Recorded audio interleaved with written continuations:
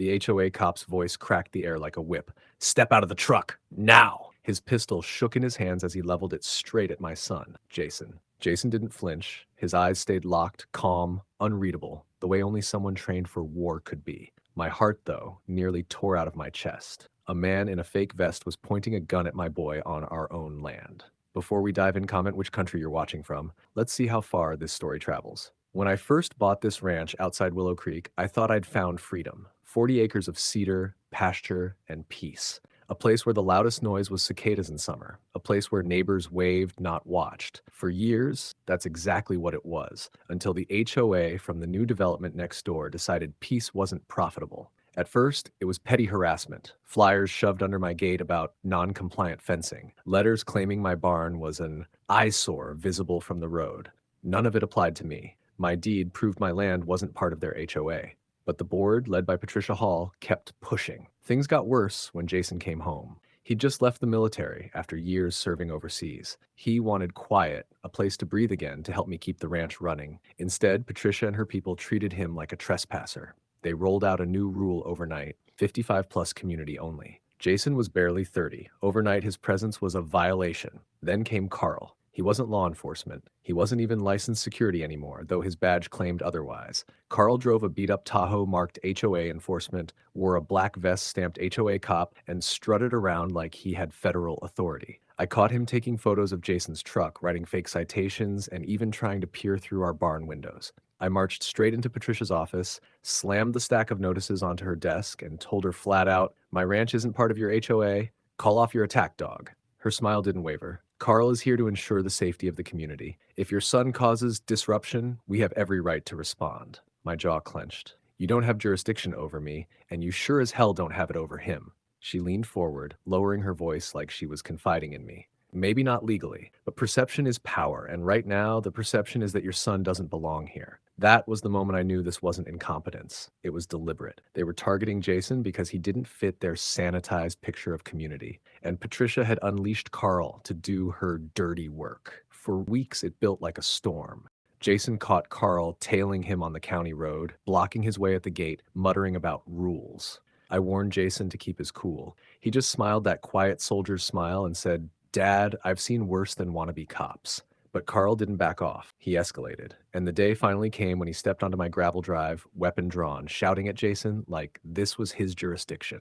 That was the day everything broke. That morning felt like any other. Jason had just come back from hauling hay, dust streaking his shirt, his ball cap low against the sun. I was tightening hinges on the barn when the sound of gravel crunching made me look up. Carl's Tahoe stopped halfway down my drive, dust boiling behind it. He swung out of the driver's seat with a swagger, hand already hovering near his holster. His vest gleamed with big white letters. HOA cop. Jason stepped out of the truck, wiping sweat off his brow. That's when Carl's pistol snapped up, aimed squarely at my son's chest. "Step out of the truck! Now!" Carl barked, his voice too loud, too desperate. Jason froze, not in fear, but in calculation. I saw it in his eyes, that soldier calm, the same look I'd seen when he came back from deployment. He lifted his hands slow, deliberate, never breaking eye contact. My gut twisted.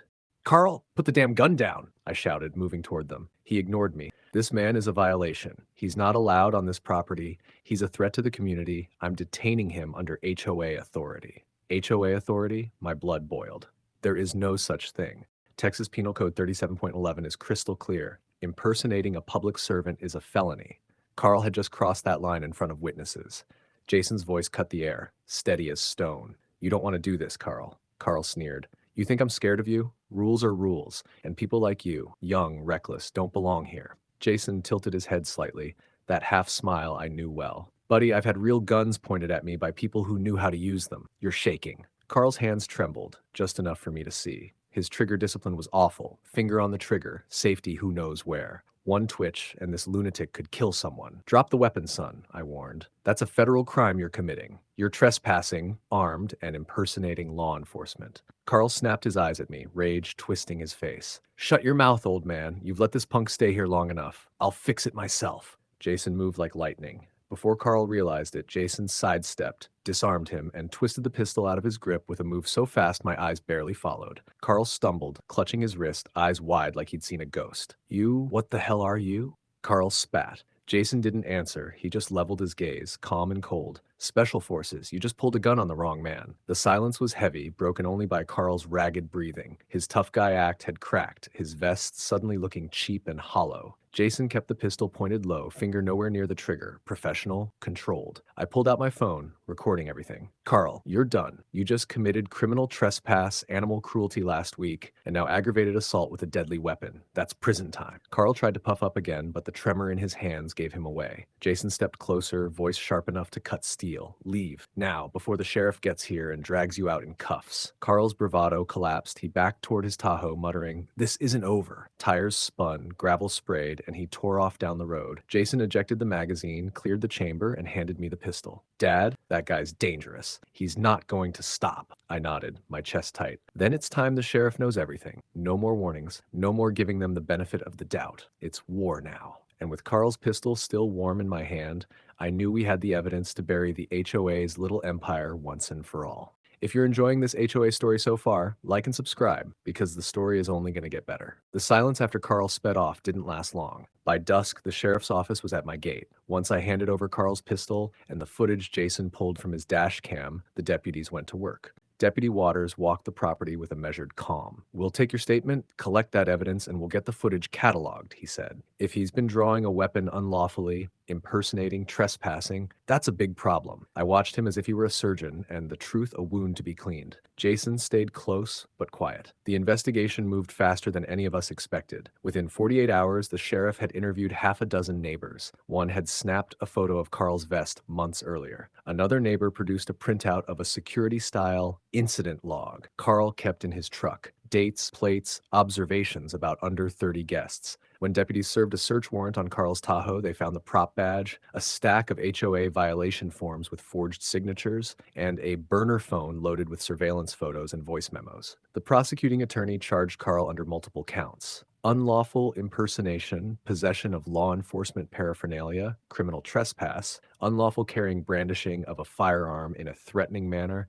and assaultive conduct. State statutes vary, but taken together, the possible criminal exposure included felony charges and serious jail time if convicted, enough to make a man think twice before playing cop again. But Carl wasn't the only target. The digital forensics team pulled text messages from the burner phone and a string of emails from the HOA account. The pattern was ugly and undeniable. The board, with Linda Harper at the center, had quietly authorized covert enforcement and recruited Carl to do what they couldn't do with newsletters and polite letters. Linda first denied any knowledge, but then the deputy produced the chain of texts. Linda's short, clipped orders, payment confirmations for security services, and a message that read, "Make him uncomfortable. Pressure will make him sell." The room cooled. Her face went white. That evidence triggered a cascade. The county attorney issued subpoenas. The state licensing board opened an inquiry into Carl's prior impersonation complaints. The sheriff's office referred the case to the district attorney for conspiracy and organized harassment charges. Neighbors who'd been too scared to speak before started coming forward with copies of illegal notices, photos of property marks, and stories about intimidation. One couple produced a recorded voicemail from Linda warning them their non-conforming teenage son would be targeted if they didn't cooperate. Civil attorneys moved too.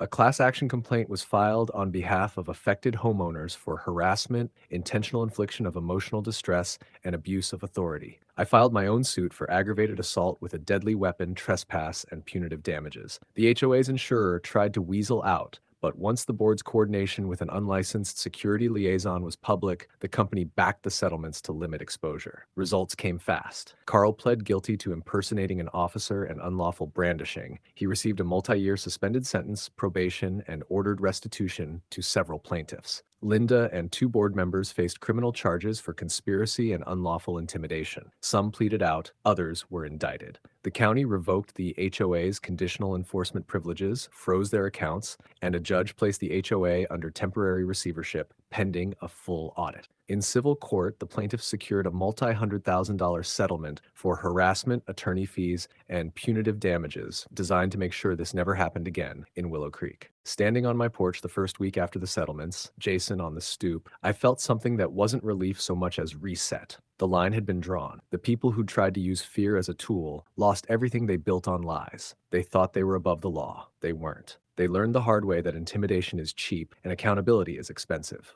What do you think, folks? Did the HOA cop get what he deserved? Drop a comment below and tell me what you would have done if it was your property. The end.